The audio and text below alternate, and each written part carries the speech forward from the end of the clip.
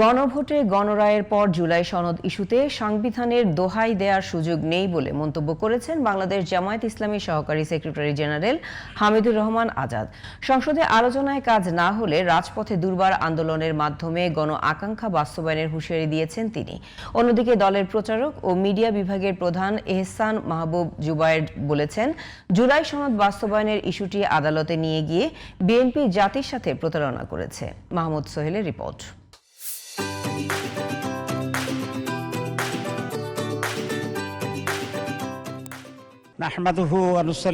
জুলাই সনদ বাস্তবায়নে সংসদে ও রাজপথে নিয়মতান্ত্রিক আন্দোলন চালিয়ে যাবে বলে ঘোষণা দিয়েছে বাংলাদেশ জামায়াত ইসলামী।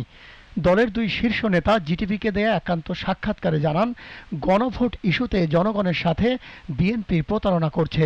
আপনি সংবিধান দোহা দিয়ে তো জনস্বার্থ জন আকাঙ্ক্ষাকে আপনি চাপা দিতে পারেন না।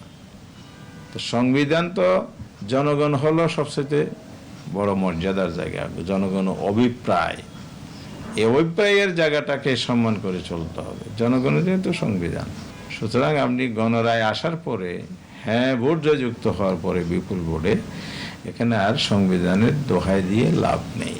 সংসদের বাইরে কোর্টে গিয়ে জুলাই জাতীয় সনদ বা সংস্কারটা বাতিল এবং গণভোট বাতিল এই ব্যাপারটা রিট হয়েছে। এই জন্য এটা জনগণের কাছে এটা বিরাট বড় প্রশ্ন, আসলে বিএনপি তাইলে কি চায়। ফ্যাসিবাদ মুক্ত একটি গণতান্ত্রিক বাংলাদেশ সাথে প্রতিষ্ঠা করতে পারে, এটাই তো জুলাইয়ের আকাঙ্ক্ষা। এই জন্যই তো শহীদিত আহত গিয়ে।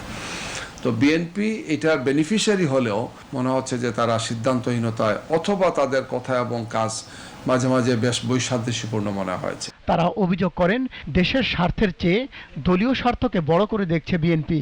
দরকার হলে আবারও রাজপথে নামার হুঁশিয়ারি তাদের। সনদের অন্যতম একটা মৌলিক পয়েন্ট হচ্ছে যে একই ব্যক্তি প্রধানমন্ত্রী এবং দলীয় প্রধান হতে পারবেন। এই যে জুলাই জাতীয় সনদে এটার সাথে সাথে আর একটা মৌলিক সিদ্ধান্ত আছে, সেটা হচ্ছে যে বিভিন্ন সাংবিধানিক পদ যেগুলো আছে সেগুলোতে প্রধানমন্ত্রী এককভাবে নিয়োগ দিতে পারবেন। আর বিএনপি কি আসলে এগুলো ওন করে কিনা, সামনে সংসদে বিএনপিকে এটা ক্লিয়ার করা লাগবে।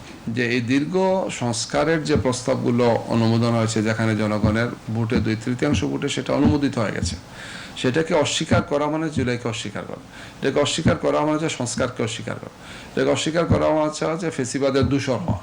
কারণ জুলাই সনদ বাস্তবায়ন না করলে ইন্টারিম গভর্নমেন্টে কিন্তু অবৈধ হয়ে যাচ্ছে, ইলেকশন অবৈধ হয়ে যাচ্ছে, সরকারও অবৈধ হয়ে যাবে। আমাদের সংসদ সদস্য এই প্রস্তুতি নিয়ে পার্লামেন্টে যাচ্ছে। যদি না মানে তাহলে আমরা রাজপথে নামব।